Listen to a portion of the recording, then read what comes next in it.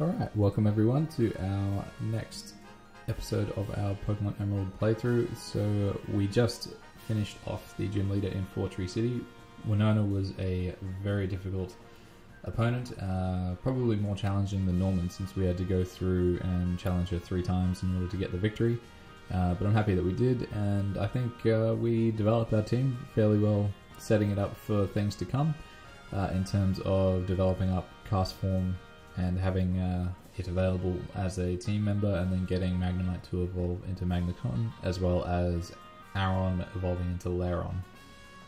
So yeah, I think we're pretty well set up for what's to come. So obviously we've still got encounters with Team Aqua and Team Magma to go, and then we've also got another rival battle with May coming up as well, I believe.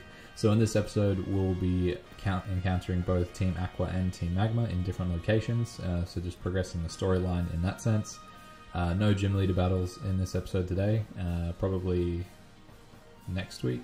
Next week's episode might have it, or the one after that, depending on how we go with just the storyline, how it progresses, because there is a bit of a gap in gym leader battles between gym leader number 6 and gym leader number 7. So yeah, so while that all happens, we'll just have a lot of trainer battles and grunt battles between here and there as we go. But yeah, so what I thought I'd look at is just a few more of the rumours that have been spinning around in the last month or two. I believe they have all been debunked as being false, but it's still interesting to look at what's circulating out there, because one of the articles I was reading recently was talking about how some of these Pokemon collection rumours which have been coming out of 4chan, you can look at 4chan and take what you read with a grain of salt, but some of the rumours that have come out of there in the past, especially involving Sword and Shield, have proved to be correct. So it is quite interesting to see what's coming out of there and what people are talking about. So there's a few different ones that I'll touch on. There's 2 different rumours that involved a similar sort of theory with a collection of games. One of them seemed to upset a lot of people on the internet in terms of what it was rumoured to include, because it was a very skewed collection in terms of everyone's got their favourite game from each generation. But yeah, and then, you know, obviously people are going to get very picky over what gets included and what doesn't, and this one seemed to upset a few people, but I believe it has been debunked since. But the one that we'll start off with is the Pokemon collection, which supposedly included Pokemon Red, Gold, and Ruby. So it's an interesting take to where you wouldn't have the 3rd game in all 3 of those generations as the one to play, because obviously that would include the most content. So we're playing Emerald here, and it does have a bit of a longer storyline than what Ruby or Sapphire does. They're both still good games, so don't get me wrong there. Like I grew up playing Ruby and Sapphire. I never played Emerald, as I've said. So this is my first time having a go at it, but yeah, it's that they are different games in terms of what they involve, and then that'd be the same for Pearl and Platinum and Diamond. So Platinum being the 3rd one in that series there. So then yeah, having it saying that it only includes Red, Gold, and Ruby is interesting. I'm not that excited about them including any of the 1st or 2nd generation games in anything. I'd be open to a 2nd generation remake, as I've said before, but in terms of just re-releasing Red and Gold for what would be... so they released it on the Virtual Console 4 years ago, 3 or 4 years ago. They were about a year apart. I think Red, Blue and Yellow were 2016, and then Gold, Silver and Crystal were a year later. So it was nice to play those games on the DS. It was nice to get access to them, because one thing about Pokemon games is they don't tend to depreciate that much. They do go up in value. Those older games with their batteries are a bit of an issue, where the save files just could never really be guaranteed to last forever, because the battery that maintained it would always run out at some point. So those, I remember I had a faulty copy of Pokemon Gold that kept resetting, and back then I didn't really know what soldering was or anything like that, and I never even attempted to open it and replace the battery. But yeah, so I've bought all of those on my 3DS. So I've got Red, Blue, Yellow, Gold, Silver and Crystal. I've played through all of them. I don't think I've One thing I would like to do actually is go back and do more of the going up and challenging red in crystal or gold, silver or crystal. Just going back and doing that, as well as I think there's a battle tower in crystal, which sounded interesting that I never got around to doing. So that might be something that I go back and do sometime, whether it's a commentary playthrough or just a no commentary playthrough that I put up on this channel. But yeah, it is something that I would like to go back and do at some point, but I really don't see the point. I know that they're trying to make them as accessible as possible by putting them on the Switch, but I don't think they're that important to put up there, just largely because people would have already had them. People who would have wanted to play them on the DS would have already bought them, and then there's those people who are very nostalgic about those games. They would still have a old Game Boy that they played them on. So I'd love to go back and find what I did with all of mine. I'm hoping that I know I definitely don't have a copy of Crystal. I think I sold that one a while ago. But I would love to go back and find my old Game Boys and exactly what I've got there and see what condition the batteries are in. But yeah, so that rumour tend to upset a lot of people because it seemed very skewed in how it would really just favour one game over the rest. And a lot of people are arguing, well, why wouldn't you do yellow, crystal and emerald instead? And then that rumour ended up being false anyway. So I'm just going back to this guy to get his little story here because I thought it would advance the storyline as well, just knowing what his tale is. So this is talking about a clash between both of the Pokemon that Team Aqua and Team Magma are after, and then how another Pokemon came in and settled it, I believe. So yeah, so what I've looked at in terms of the other rumour is the Pokemon Super Collection, which supposedly included Pokemon X and Y, Omega Ruby and Alpha Sapphire, as well as Sun and Moon. So I think this one's interesting in another view because of the second screen issue with the DS. So I've talked about this before, where how would you really counter that sort of thing? Would you come out with an accessory for the Switch now that would give it the ability to have like a tinier screen that comes out of the bottom, or would you just do away with the bottom screen and have it so it's something that you could refer to like a alternate screen that you could view on the Switch? I'm not sure if it's capable of doing something like that, but almost in like how a smartphone can have multiple screens going at once and you can jump between the screens. I know it's different programs and all that, but surely something like that could be developed. And this one was also just a bit interesting with the games that it chose to include. So these ones would be the most recent versions in terms of generations on the 3DS, with X and Y, Omega Ruby, Alpha Sapphire, and then Sun and Moon. It was interesting that it also said it wasn't going to include Ultra Sun or Ultra Moon, which were the improved versions of Sun and Moon, essentially re-releasing the game with just a different ending to it and a bit more content.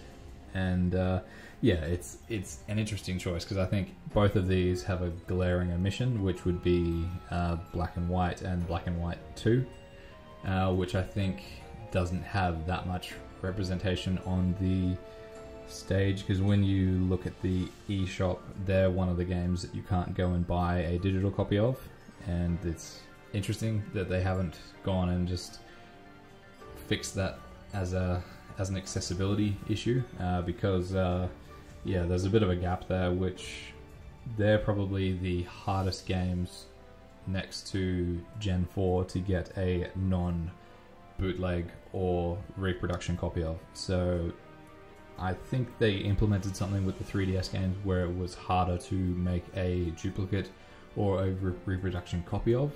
I've never come across one myself when I've bought a 3DS game where I found that it was fake.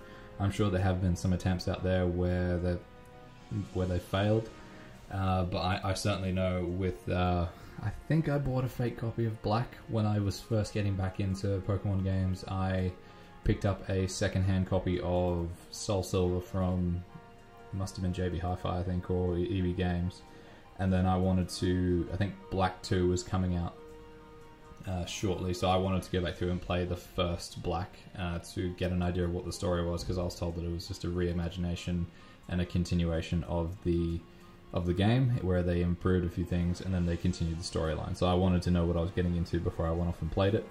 and I bought one off eBay, and I think my Poke Transporter told me it was a fake copy. I need to go back and have a look at it to see whether it was or whether there was just actually something wrong with the cartridge itself. But yeah, it's interesting that they've, in both of these cases where they've skipped out on that generation, so Generation 5, because that's actually something that I'm considering going back and playing off screen, because once I'm just about done with the Crown Tundra DLC in terms of finishing off the Pokédex. I think I've got to evolve a Crobat, so getting a Golbat to evolve into a Crobat, I think that's how that works, and then I've got to get a Dragonite.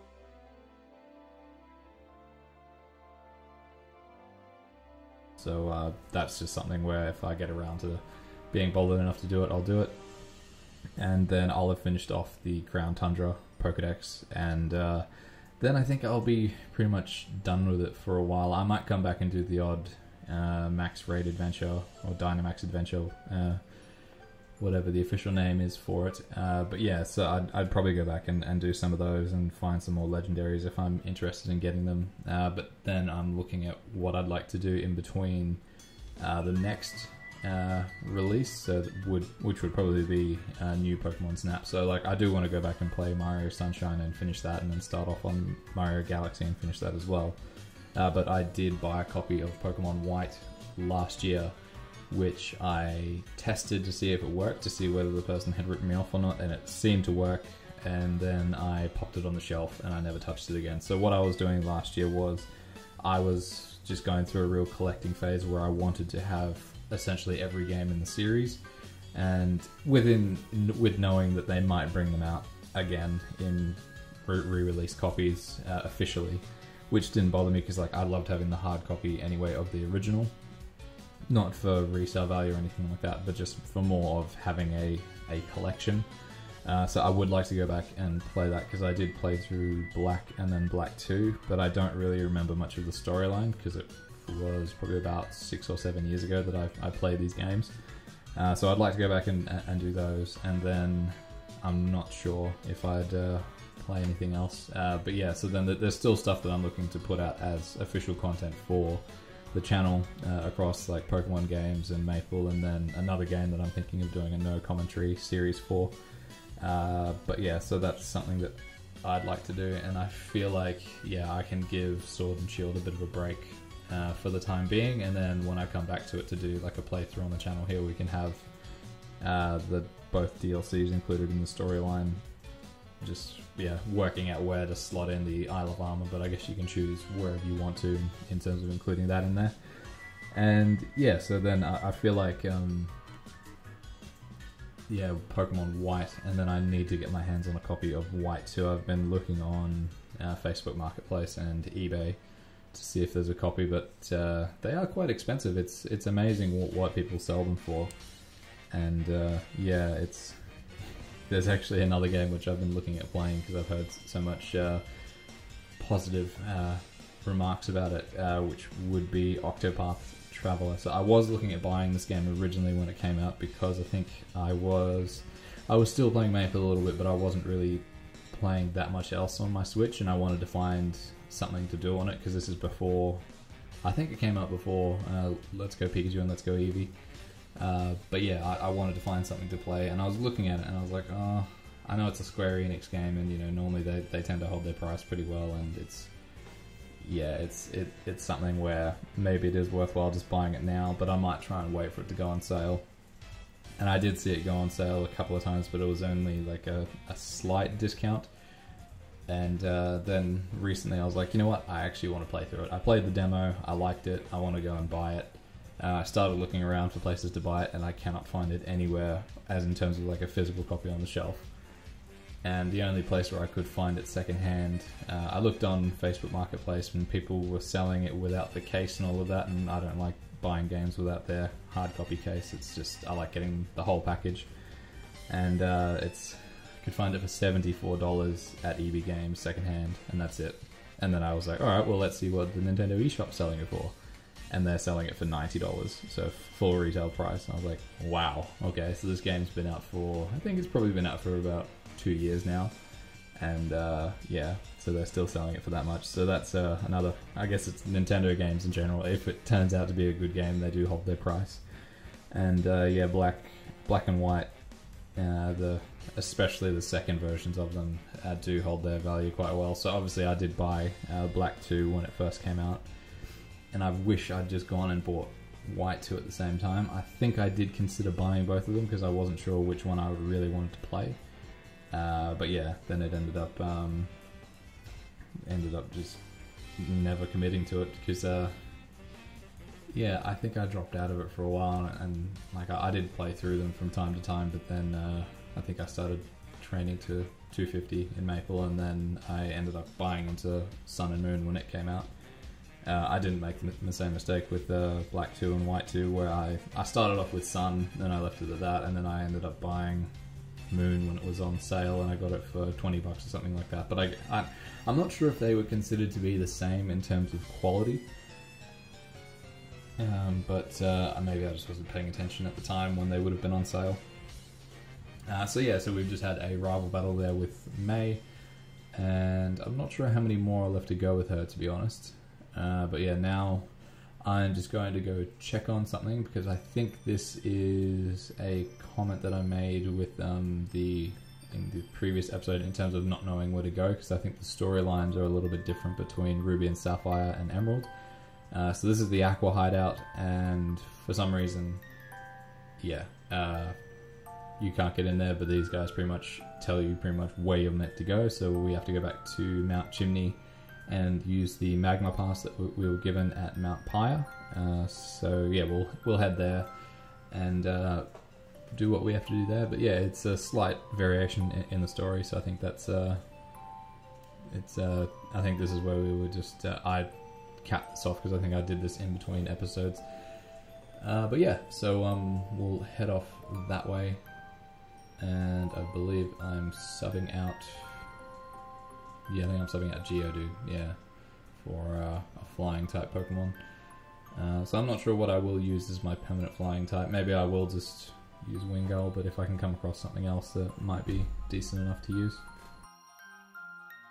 So yeah, one of the interesting things that I've found with these collection rumors is, since the Pokemon Company has such a massive back catalogue of games, how do you include all of them in something like this? It's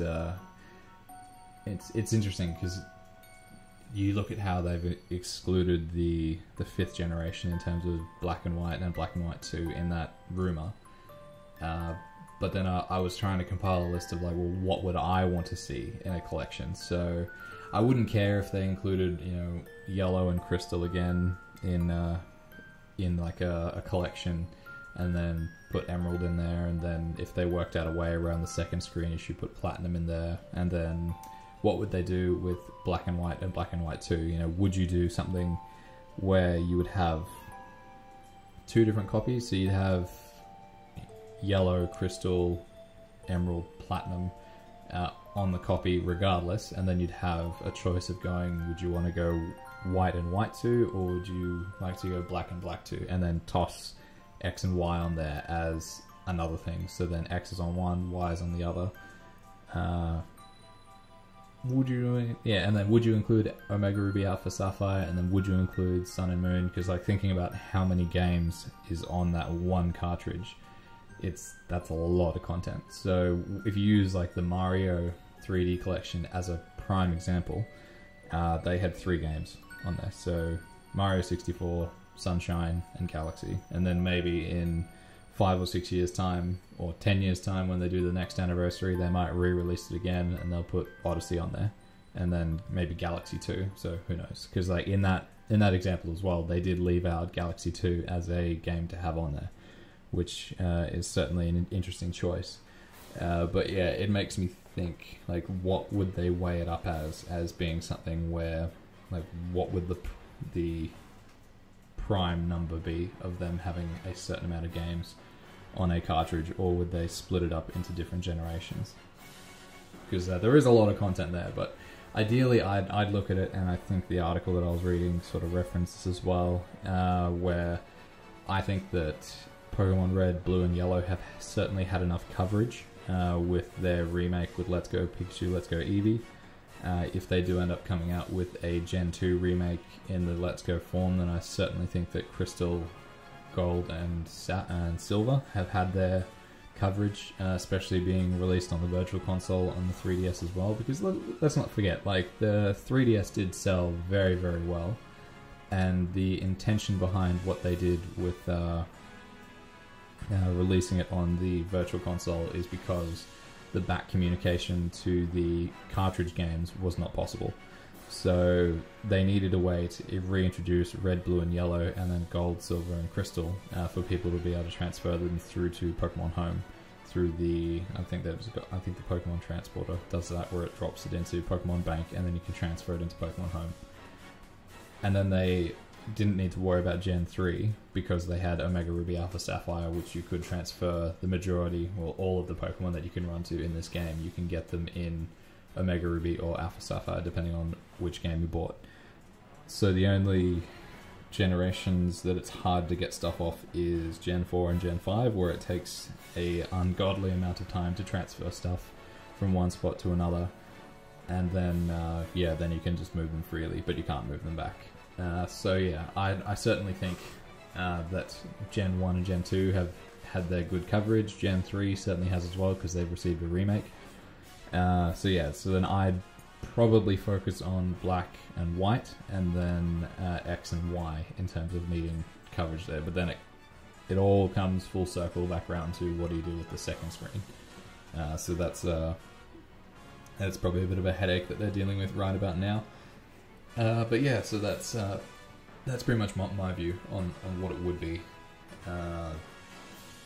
I've touched on it multiple times, but yeah, I'd be happy to have either a remake of Gen 4 or a remake of Gen 2 as the game that comes out next year, or if they want to do a collection, then sure, I'll be happy to play through some of the older games again. It's nice having them. It would be nice having them all available on the Switch. You know, even if it's just like they did a collection, but then they also pushed the Virtual Console games into the eShop for the Nintendo Switch. So instead of putting Red, Blue, Yellow, Gold, Crystal, Silver on a cartridge, just making that download available in the Switch eShop like they did with the 3DS. That would be something worth considering as well, since it's already there, and I'm sure it wouldn't be that hard to work out a way in terms of just being able to play it on the Switch instead of on the 3DS. What I wanted to touch on as well, since I'm at the end of Crown Tundra, was just my final thoughts on the DLC method that they did for Sword and Shield. So I think it was successful. I was certainly happy with the money that I spent, and because I spent it on Shield as well as Sword, just because I wanted to experience both and get everything I needed to out of both of them. And there certainly is enough reason to buy 2 copies with what's exclusive in each one. There aren't too many exclusives in the Crown Tundra between one and the other, but you do need to use them in order to get both versions of the horse for Calyrex, which the horses have actually proved to be quite good. The podcast that I was listening to was talking about how effective they are. One of them is certainly very good for competitive. I'm not that involved on the competitive scene, so I can't really talk about what's good and what's not. Competitive is something that I have been interested in terms of getting involved in. But yeah, I'd really need to devote more time to it in order to really get around it. So we finally evolved Marshtomp into Swampert, so that's a good result. Happy to have it there, and yeah, it's really the main go-to with being in the Magma hideout. God, there's so many encounters here as well, it's really frustrating. But yes, my overall feelings with it was, it's a lot better than buying, say, like Ultra Shield and Ultra Sword, or Maxed Sword and Maxed Shield, whatever they would have called it. In terms of going back through and doing it a second time around, I will do it at some point, like I've said, but it's nice not having to go out and buy like a full copy of the game just to play through the same storyline, to have the DLC slapped on the end of it. It was a little bit disappointing that they didn't include more Pokemon in just the Crown Tundra Pokedex. Same with the Isle of Armor, where there were a number of repeats. So then when I went through collecting it, I realized that I pretty much had a whole bunch of them because they were already available in the main Pokedex for Sword and Shield. So in terms of the controversy with how they cut out so many with the release of this game, it would have been nice to... Because I think how many Pokemon were in the... I think there were roughly around 200 Pokemon in the Isle of Armor and the Crown Tundra, in terms of each Pokedex having roughly around 200 Pokemon. And there's about 400 Pokemon in the main Pokedex for this game. So then if you think 200 plus 200, that would be 800. So that would give you a large chunk of what you've already excluded from the game. Because I think there's over 1,000 Pokemon by now in the overall series of the game. But you certainly would have a lot more in terms of coverage, and there were ones where you kind of look at it and you go, really, you've included that one again for this area? That's sort of strange. You could have gone for something else, but it's what they decided to do, so that was my little negative on that point in terms of how they didn't cover enough of it. And I think the ending to the Ground Tundra was quite nice as well. With it was something that was advertised, but it wasn't accessible until you finished the storylines, which makes sense because it really made it feel like the end of the main story, where you've got the double battle tournament where you're battling against old rivals and gym leaders with a companion. With the companion that I picked, I went with Marnie. She didn't really assist me that much. I think I carried her most of the time in terms of with what I was using. But that's just what it is. I think it would be like that with any sort of teammate, because I know they're just NPCs and it's not really that difficult. But I wasn't really relying on her to save my skin in any situation. So I thought it was a nice way to cap it off, and you did get a sizable amount of money for finishing it. I'm not sure if you get that every single time. I might need to go back and try it again to see if I got the same amount of money. And then you get the same sort of encounter with Ball Guy where he gives you a reward at the end. So it's always nice to see what you get there. So I'm certainly happy with the money that I've spent on it. And if anyone really enjoyed the main game, it gives you a good couple of reasons to come back and play the DLC as well, just to see, just to re-experience the team that you ran with, or you can create a completely new team and go into it. I certainly tried to have 2 different teams the whole time, so when I played through Sword on my Switch Lite, I specifically designed a team that I would like to play through the whole way through. So then, I had a shiny Eevee, which I evolved into a Umbreon. So I'll probably end up showing off all of these, all the shinies that I've got when I do a playthrough on the channel here. And I'm still thinking about what I would like to have in my main team for when I do the playthrough.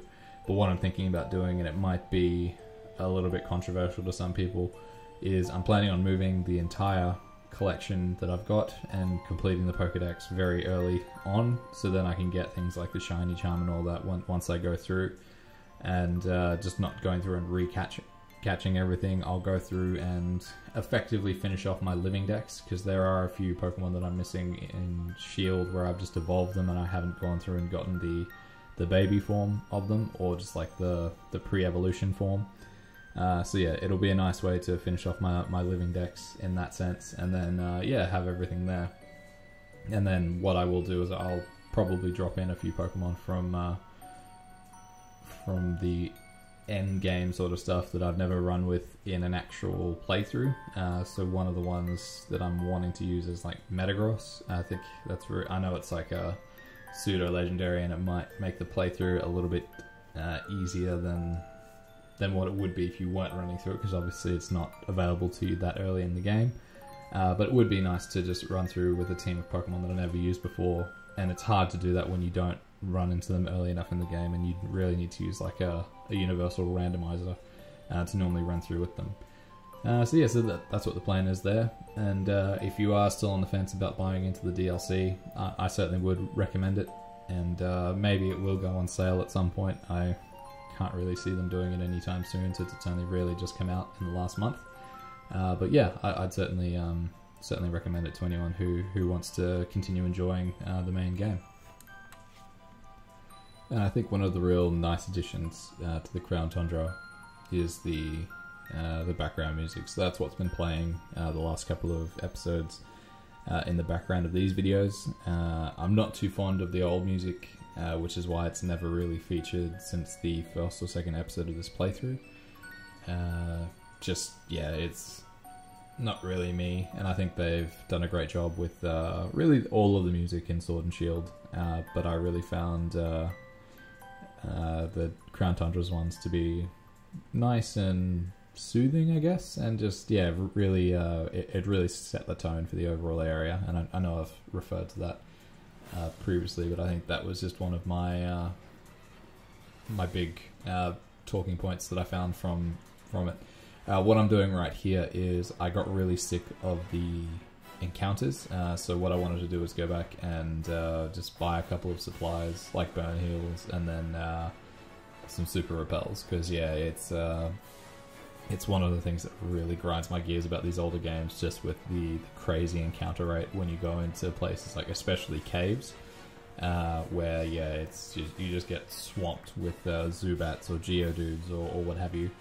And it's just extreme. So it's annoying that I have to go all the way back up to the top of Mount Chimney here to get back into that area. But I just wanted to run straight through it because I feel like I'd taken on the majority of the trainers. I'll still face a lot of them as we get up to the main point of Wyvern's Cave here. It started to get really, really aggravating, just all the encounters here. It really makes me appreciate the random encounters that you can still have in Sword and Shield, but how you can pretty much see everything that's in the open world. Like, there is a little bit of the pop-up issue where things just come up out of the blue, which can be a bit surprising sometimes. But one of the when I was going through completing the Crown Tundra Pokédex, one of the most interesting ones to get was, and I won't spoil which one it is just in case you're still going through playing it, but it was they've come up with some really creative ways in terms of how you get some of these Pokemon. So in the main Pokédex for Crown for the Sword and Shield, you have to, and this, I don't think this is just for Sword and Shield, but it's for this Pokemon in particular, where you have to level it up and have the switch turned upside down, so then it evolves the Pokemon. So I think it's Inkay which does that. But for this one, that's a new addition in the Crown Tundra Pokédex, you have to be in online mode and have to interact with 40 different people within the area, within the wild area that this Pokemon spawns in order for it to spawn. And it was a bit daunting when I first read that. I was like, oh, holy crap, with Australian time zones, is there going to be that many people in this area when I'm playing through? And there was, so it was fine. It took a while to like make sure you weren't talking to the same person over and over again, and people running around doing their own things. It was it almost felt like you were playing Grand Theft Auto Online or some other sandbox game like that, where you're just trying to track down people. And it was fun to be able to do that, and it was cool that someone had come up with that sort of thing in terms of how to spawn that Pokemon. Because I don't play in online mode that much. Largely, like I do play it when I'm at home, but I don't have online switched on. But I might give some of the Dynamax raids a try with online mode, because I've heard some good things from other people about how it works. I was a bit misled with it, because I thought that only one person got the legendary, but everyone gets access to it if they want to have it. So obviously if they're going for a shiny, they won't take it, but that doesn't stop you from taking it if you don't care about shinies. I particularly am not that fussed. If I do come across one, then great, but I'm more about just collecting them and having them as part of my collection, because there's some of them which I've never owned before, so it'd be nice to have them from other games that I haven't played in a while or just missed out on catching. So here we are with the main point with Maxi. So this is a scene which I don't believe is in Ruby or Sapphire.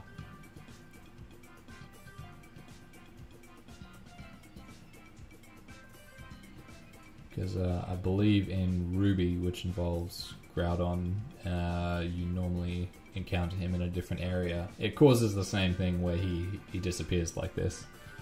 Where at least I don't believe this this part is involved in it, because I think you have to chase him somewhere else, and then it happens. Because the world starts falling apart because they're causing absolute havoc with one of the legendaries of the world.